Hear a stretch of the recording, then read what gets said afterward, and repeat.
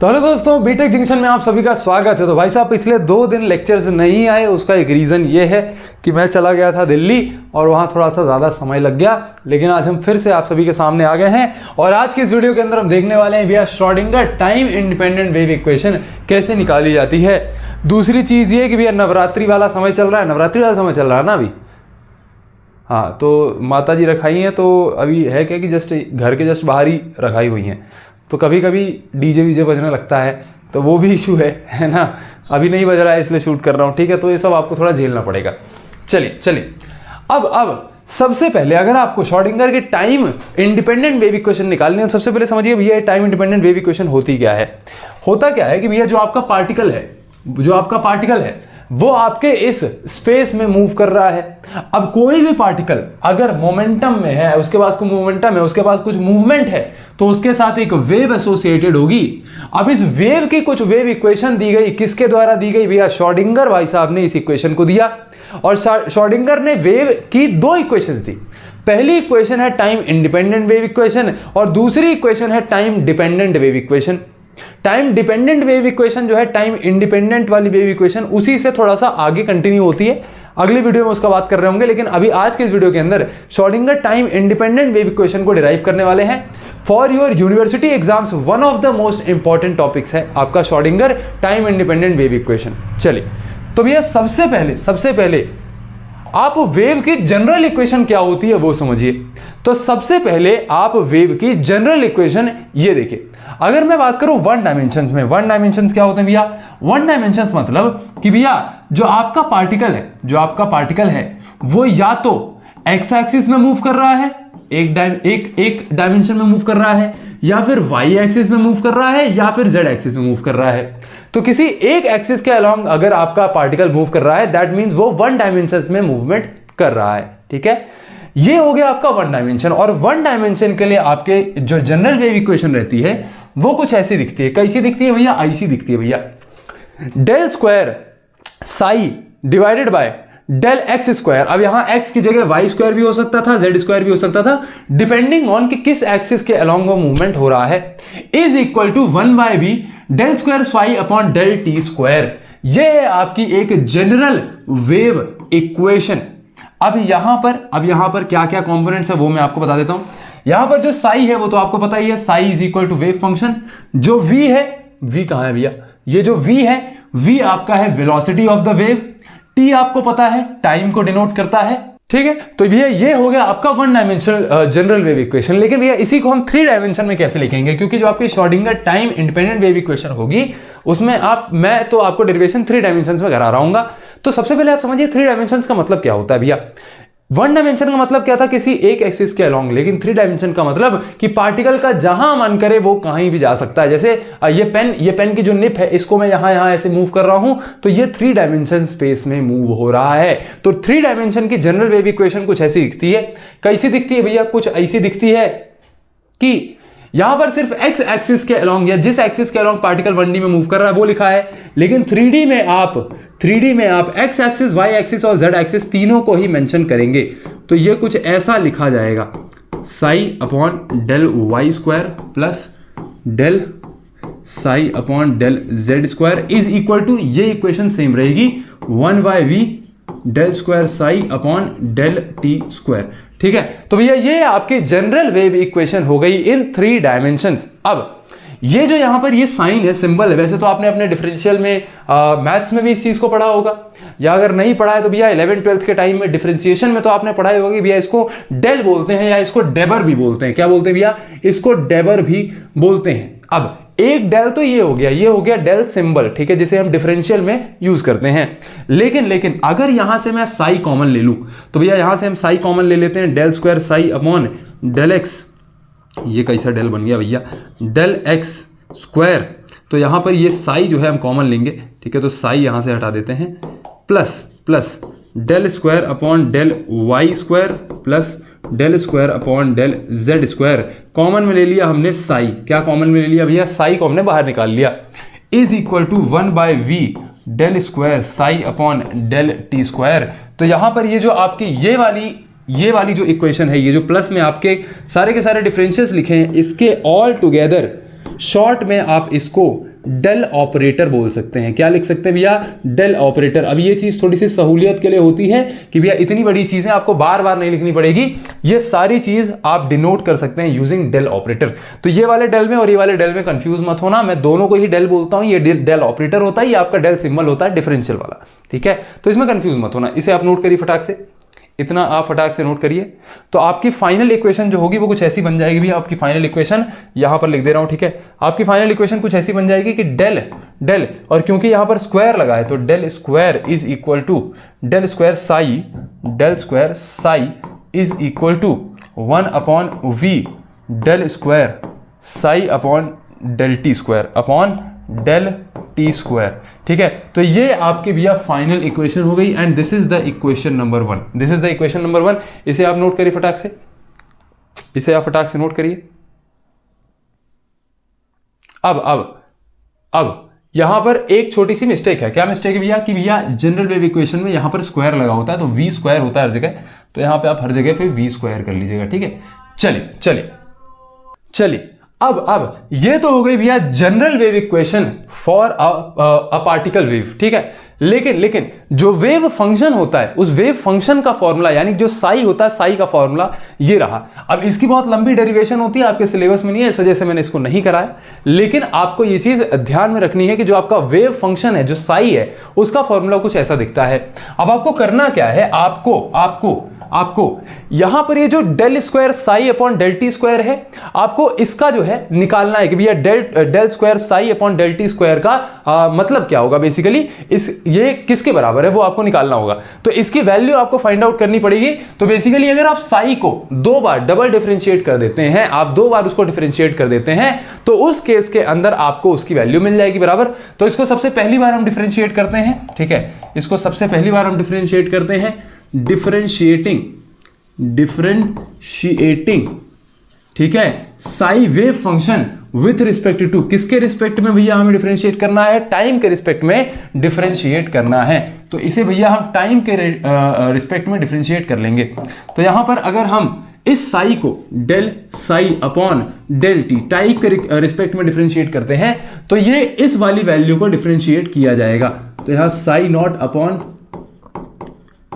ठीक है? और इसे हम डेल बाय डेल टी, भैया डी बाई डी टी कह सकते हैं, डेल बाय डेल टी कह सकते हैं। इसको टाइम के रिस्पेक्ट में हमने डिफरेंशिएट कर दिया। अब होता क्या है कि जो साई नॉट है दिस इज कांस्टेंट, तो ये साई नॉट जो है ये आपका एक कांस्टेंट वैल्यू है, ठीक है? Sai not is a constant value. Constant का डिफरेंशिएशन कुछ होता नहीं, ये कांस्टेंट एज इट इज बाहर आ जाएगा बराबर। उसके अलावा अगर आप एक्सपोनेंशियल का डिफरेंशिएशन करें तो एक्सपोनेंशियल का डिफरेंशिएशन में क्या होगा? अगर आप इस वैल्यू को डिफरेंशिएट करेंगे तो ये वाली वैल्यू आपकी एज इट इज आ जाएगी और उसके अलावा जो उसका पावर है वो आप एक बार डिफरेंशिएट कर देंगे, ठीक है? तो ये चीज हम डिफरेंशिएट कर लेते हैं फटाक से। तो यहां पर डेल अपॉन डेल टी, तो यहां डेल अपॉन डेल टी लिखने की जरूरत नहीं है, हम डायरेक्ट डिफरेंशिएशन लिखते हैं। साइन नॉट आपका बाहर आ गया, इसका कोई डिफरेंशिएशन होना नहीं, कांस्टेंट है। उसके अलावा ये वाली वैल्यू आपकी एज इट इज आ जाएगी। जब आप इस पूरी वैल्यू का डिफरेंशिएशन करेंगे, दोनों का इंडिविजुअल डिफरेंशिएशन होगा ना, तो इस वाली वैल्यू का जब आप डिफरेंशिएशन करेंगे तो ये एज इट इज लिखा जाएगा। उसके अलावा पावर को आप एक बार डिफरेंशिएट करेंगे तो आई और ओमेगा, ये आई और ओमेगा का कोई डिफरेंशिएशन नहीं होगा, तो आपका आई और ओमेगा एज इट इज यहां पर आ गया माइनस साइन के साथ। और टी का डिफरेंशिएशन, अगर मैं टी का differentiation with respect to time करूं तो ये कितना हो जाएगा भैया? ये 1 हो जाएगा, ठीक है? तो ये पूरी वैल्यू आ गई अगर हमने एक बार डिफरेंशिएट किया अपने साई फंक्शन को, अपना वेव फंक्शन को, ठीक है? तो यहां पर del psi upon del T की वैल्यू कितनी आ गई भैया? इतनी आ गई बराबर। अब उसके बाद इसको एक बार और डिफरेंशिएट करेंगे। क्या करेंगे भैया? इसको एक बार और हम डिफरेंशिएट जो है कर रहे होंगे। पहले थोड़ा सा छोटा कर दूं, थोड़ा इसको छोटा कर लें भैया। हाँ भैया, थोड़ा इसको छोटा आप जो है कर सकते हैं, ठीक है? तो इसको हमने हल्का सा छोटा कर लिया। अब आ जाते हैं भैया सेकेंड डिफरेंशिएशन में, ठीक है? तो सेकेंड टाइम इसको डिफरेंशिएट करते हैं, डिफरेंशिएटिंग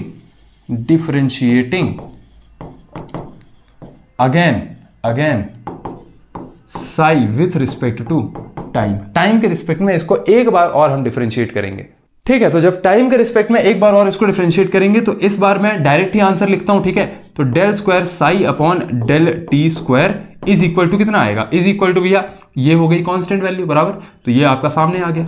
फिर ये भी कांस्टेंट वैल्यू, ये भी आपका सामने आ गया, ठीक, 1 तो हम लिख नहीं रहे हैं, बचा क्या, बचा आपका ये। इसका डिफरेंशिएशन हमें भैया पता ही है कि ये एज इट इज लिखा जाएगा, उसके अलावा पावर को डिफरेंशिएट कर देंगे। तो पहले इसको एज इट इज लिख देते हैं ई आई ओमेगा टी, ठीक। और अब पावर में जो वैल्यू है उसको डिफरेंशिएट जब करेंगे, तो पिछली बार जब इसको डिफरेंशिएट कर रहे थे तो ये मिला था, तो इस बार भी जब इसको डिफरेंशिएट करेंगे तो यही मिलेगा, है ना। ये आपकी कांस्टेंट हो जाएगी, टी को विद रिस्पेक्ट टू टाइम जब आप डिफरेंशिएट करेंगे तो ये आपको 1 निकाल करके देगा। तो ये माइनस आई ओमेगा आपको ऐसे मिल जाएगा, बराबर। अब यहाँ पर हमें पता है, हमें क्या पता है भैया, हमें ये पता है कि आई स्क्वायर की वैल्यू होती है -1। कितनी होती है भैया, आई स्क्वायर की वैल्यू होती है -1। अब यहाँ पे मैं इधर बगल में लिख देता हूँ, ठीक है। तो ये इधर मैंने लिख दिया, आई स्क्वायर की वैल्यू कितनी होती है भैया, आई स्क्वायर की वैल्यू होती है -1। तो अगर ये वाला आई और ये वाला आई मैं मल्टीप्लाई करूँ, अगर ये वाला आई और ये वाला आई मैं मल्टीप्लाई करूं, तो उस केस के अंदर क्या होगा भैया, उस केस के अंदर आई स्क्वायर की वैल्यू -1 निकल करके आ जाएगी, ठीक है। तो यहां पर ये वाली वैल्यू -1 निकल करके आ जाएगी। तो फाइनल आंसर आपका आ जाएगा del square psi upon del T square is equal to psi naught, और ये वाली वैल्यू एज इट इज रहेगी, बराबर आई ओमेगा टी, ठीक। कोई दिक्कत नहीं भैया, कोई दिक्कत नहीं।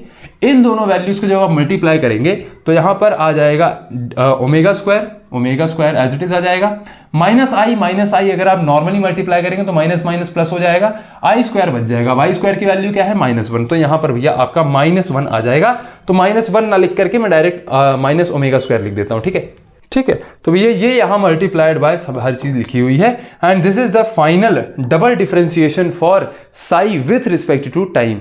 अब आप एक चीज गौर करिए, आप एक चीज गौर करिए कि आपका psi naught multiplied by E to the power -IWT, ये वाली जो पूरी वैल्यू है, ये वाली पूरी वैल्यू क्या आपके साई के इक्वल है, पहले इसको आप गौर से देखिए। हाँ जी भैया, ये वैल्यू आपका एग्जैक्टली, ये वाली वैल्यू आपका एग्जैक्टली साई को इक्वल है। तो क्या इस जगह पर, इसकी जगह पर मैं साई लिख सकता हूं, हाँ जी भैया आप इसकी जगह पे साई लिख सकते हैं। तो थोड़ा सा चीजें उथल पुथल हो गई हैं, लेकिन भैया कोई बात नहीं, कोई बात नहीं, आप इसको जो है अलग से ही लिखिएगा। एरोज मैं इसीलिए बना रहा हूं ताकि आपको फ्लो पता रहे कि पहले यहां से यहां चीजें हमने लिखी, फिर अब इधर लिख रहे हैं, ठीक है। तो यहां पर अगर इसी वैल्यू में यहां इसकी जगह पर मैं साई डायरेक्ट पुट कर दूं, तो del square psi upon del T square is equal to, इस पूरी वैल्यू की जगह पर हमने लिख दिया psi multiplied by minus omega square. तो भैया ये आपका फाइनल आउटपुट आ गया for differentiation, double differentiation of psi. तो चलिए दोस्तों, लाइट ने हमारा साथ दे दिया था, साथ छोड़ दिया था, सॉरी दोबारा कर लेता हूँ, थोड़ा सा बेइज्जती हो जाएगी। तो दोस्तों लाइट ने हमारा साथ छोड़ दिया था, उसकी वजह से जो है सब चला गया। दोबारा मैंने लिखा है, तो यहां तक तो आपको समझ में आ गया ना भैया, ये वाली इक्वेशन कहां से आई। बिल्कुल भैया, ये हमने प्रॉपर डिराइव करी है डिफरेंशिएटिंग साई को ट्वाइस, मतलब साई को 2 बार हमने डबल डिफरेंशिएट किया बेसिकली। तो भैया ये वैल्यू हमें मिल गई। अब जैसा कि हमें पता है कि भैया ओमेगा होता है 2 पाई न्यू, जहां पर न्यू क्या है भैया, न्यू है फ्रीक्वेंसी। और अगर मैं बात करूं फ्रीक्वेंसी की, तो frequency is speed upon wavelength. तो भैया यहां पर अगर मैं लाइट के केस में बात करूं, तो लाइट के केस में स्पीड ऑफ लाइट क्या होती है, c होती है। तो ये भैया लाइट का केस हो गया। और नॉर्मल जो आपका मैटर पार्टिकल है, उसकी फ्रीक्वेंसी निकलेगी, वहां पर हम जो स्पीड है, स्पीड ऑफ मैटर पार्टिकल, हम v से डिनोट करेंगे, बराबर। तो भैया ये हमारा फ्रीक्वेंसी निकल आया। इस फ्रीक्वेंसी को अगर मैं ओमेगा वाले फॉर्मूले में पुट करूंगा, तो कुछ आपका ये निकल करके आ जाएगा 2 पाई v अपॉन लैम्डा। अब लैम्डा की वैल्यू होती है, lambda is equal to h upon p Planck's constant divided by momentum. तो यहां से आपका लैम्डा निकल आया, और हमें भैया यहां लैम्डा की जरूरत पड़ेगी, इसलिए हमने 1 अपॉन h लैम्डा ऑलरेडी लिख के रखा है। अब हुआ था क्या था कि मैंने एक बार और कभी पढ़ाया था टाइम डिपेंडेंट वेव इक्वेशन, तो वहां पर ये मैंने बहुत गंदा कर दिया था इसको पढ़ाते time, on the go time पे। तो इस बार भैया फॉर्मूला एक अलग से हम लिख के देंगे प्रॉपर, है ना। तो इधर हम अपना सारा कचरा करेंगे, ठीक है। चलिए, तो भैया यहां पर ओमेगा की वैल्यू मैं पुट कर देता हूं। तो फाइनल आपकी ओमेगा की वैल्यू कितनी आई भैया, 2 पाई v अपॉन लैम्डा। तो अगर मैं बात करूं del square psi upon del T square is equal to psi multiplied by minus 2 pi v upon lambda. तो बेसिकली यहां पर स्क्वायर लगाए ना, तो हर चीज में स्क्वायर लग जाएगा। तो 2 पाई का होल स्क्वायर और v square upon lambda square. ठीक है, तो ये आ गई हमारी वैल्यू। अब यहां पर 1 बाय लैम्डा है, क्या 1 बाय लैम्डा की जगह मैं p बाय एच लिख सकता हूं, बराबर भैया। तो यहां del square psi upon del T square is equal to psi into minus 2 pi whole square v square upon lambda square. तो लैम्डा स्क्वायर की जगह आ जाएगा p square upon h square, v square into p square upon h square. I hope आपको ये चीज समझ में आई होगी कि ये चीज हमने कैसे की। अब एक नए टर्म से मैं आपको इंट्रोड्यूस कराना चाहता हूं, H cut. H cut is the reduced form of Planck's constant. Planck's constant यह है, एक कांस्टेंट वैल्यू ही है, लेकिन भैया it is reduced form of Planck's constant. तो ये क्या है भैया, ये है आपका रिड्यूस्ड प्लैंक्स कांस्टेंट, ये है आपका reduced form of Planck's constant. ठीक है, तो यहां पर h अपॉन 2 पाई, समझो बात को, ऊपर 2 पाई है, नीचे h है, तो h अपॉन 2 पाई होता है h कट। तो यहां पर h कट आ जाएगा 1 अपॉन h कट। ठीक है, तो यहां मैं लिखूं del square psi upon del T square is equal to psi into 2 pi square divided by h square. यहां पर h बाय 2 पाई है ना, तो इसी को उल्टा कर दो, 2 पाई बाय h कर दो, तो ये 1 बाय h कट हो जाएगा। ठीक है, तो यहां मैं डायरेक्टली लिख सकता हूं minus v square p square divided by h cut का स्क्वायर। क्या लिख सकता हूं भैया, minus v square p square divided by h cut का स्क्वायर। ठीक है, तो इसे हम कह देते हैं भैया अपनी इक्वेशन नंबर 2, और इस इक्वेशन नंबर 2 को आप फटाक से नोट करिए। चले भैया, अब हम क्या करेंगे, अब भैया ये रही आपकी इक्वेशन नंबर 1 और ये रही इक्वेशन नंबर 2 जो अभी हमने जस्ट डिराइव की है। तो इक्वेशन नंबर 2 को आपको इक्वेशन नंबर 1 में पुट करना है। तो यहां पर ये जो आपका डिफरेंशियल वाला पार्ट है, इसमें आप ये वैल्यू पुट कर देंगे। तो मैंने लिखा del operator psi is equal to 1 upon v square, और इस वैल्यू की जगह आप ये रख दीजिए। तो इस वैल्यू की जगह मैं यहां पर लिखूंगा माइनस साई, ये बस मैंने थोड़ा रीअरेंज किया है ना, तो परेशान मत होना। ठीक है, चलिए, तो यहां पर आ जाएगा आपका 1 अपॉन एच कट स्क्वायर, ऊपर में वी स्क्वायर और पी स्क्वायर। ठीक है, तो ये आपकी इन टोटल वैल्यू है। क्या क्या क्या मैं यहां v स्क्वायर से ये v स्क्वायर कट कर सकता हूं, बराबर, बिल्कुल भैया कट कर सकते हो। तो यहां पर आपका del square psi is equal to 1 upon, हालांकि 1 अपॉन तो चला गया, चलो ठीक है, minus psi into p square upon h cut square. ये हो गई नॉर्मल वैल्यू। अब हमें पता है कि भैया momentum is equal to mass into velocity. तो भैया p is equal to mv होता है, तो क्या p की जगह पर mv लिख सकता हूं? हाँ जी भैया, आप लिखो, आपका बोर्ड है, जैसा आपकी मर्जी। ठीक है, माइनस साई, और यहां पर भैया p की जगह पर हम mv लिख देंगे, तो यह आ जाएगा m square v square upon h cut का स्क्वायर। ये चीज आप नोट करिए फटाक से। ठीक है भैया, तो ये हो गई आपकी इक्वेशन नंबर 3। अब बेसिकली इस इक्वेशन में अगर हम किसी तरीके से m स्क्वायर वी स्क्वायर वाले टर्म को हटा दें, तो जाके हमें भैया श्रोडिंगर की टाइम इंडिपेंडेंट वाली वेव इक्वेशन मिल जाएगी। तो ये m स्क्वायर वी स्क्वायर वाला टर्म कैसे हटाएंगे, यहां पर लगाएंगे भैया हम टोटल एनर्जी का फॉर्मूला। टोटल एनर्जी का फॉर्मूला, तो टोटल एनर्जी क्या होती भैया, kinetic energy plus potential energy. Total energy कितनी होती भैया, kinetic energy plus potential energy. Kinetic energy हो गई आपकी हाफ mv स्क्वायर, और पोटेंशियल एनर्जी हो गई भैया आपकी v वोल्ट्स। तो ये बड़ा v जो है भैया, ये जो बड़ा v है, ये है आपका पोटेंशियल। ठीक है, और ये जो छोटा v है भैया, ये है आपका वेलोसिटी। तो डोंट गेट कंफ्यूज्ड भैया। ठीक है, तो यहां पर आपका जो टोटल एनर्जी हो गया भैया, टोटल जो आपका एनर्जी है वो है हाफ mv स्क्वायर प्लस बड़ा वाला v। क्या बड़े वाले v को मैं इधर कर सकता हूं? हाँ जी भैया, बड़े वाले v को आप इधर ऐसे कर लो, ये हो गया आपका हाफ mv स्क्वायर। अब हम क्या करेंगे कि बोथ साइड हम m का मल्टीप्लीकेशन कर देंगे। तो मल्टीप्लाई मास बोथ साइड, तो दोनों साइड में हम मास का मल्टीप्लीकेशन कर देंगे। तो इधर साइड में m आया, ये हो गया e माइनस वी। ठीक है, हालांकि ये छोटा b बन गया भैया, थोड़ा बड़ा b बनाना जरा। ठीक है, और हाफ mv स्क्वायर में भी, तो यहाँ m में एक और m मल्टीप्लाई किया तो स्क्वायर बन गया। ठीक है, ये हो गया हाफ mv स्क्वायर। अगर मैं 2 को इधर ले आऊं तो ये हो गया 2m e बड़ा v is equal to mv square. यहां से भैया हम mv स्क्वायर की जगह पर, यहां पर आप देखिए यहां mv² की जगह पर हम ये वाली वैल्यू पुट कर सकते हैं। तो let this value be equation number 4।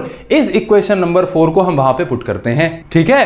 तो ये m² v² वाली वैल्यू जैसे ही हम इक्वेशन नंबर 3 में पुट करेंगे तो ये है आपकी इक्वेशन नंबर 3, जहां पर m² v² की जगह पर हम अपना 2me माइनस पोटेंशियल वाला v, बड़ा वाला v जो है पुट करेंगे। तो ये इक्वेशन भैया इसी को थोड़ी सी रीअरेंज करना है। रीअरेंज करने के बाद आ जाती है आपकी Schrodinger time independent wave equation. मैं उस पार्ट को अगर इधर लेकर के आता हूं तो भैया ये आ जाता है del square Sai plus psi 2m e minus बड़ा v, पोटेंशियल वाला v upon h cut square. ये हो जाता है भैया आपका Schrodinger time independent wave equation. यहां पर इक्वल टू 0 लगा लीजिए भैया। तो ये है आपकी Schrodinger time independent wave equation. इसे आप नोट करिए फटाक से,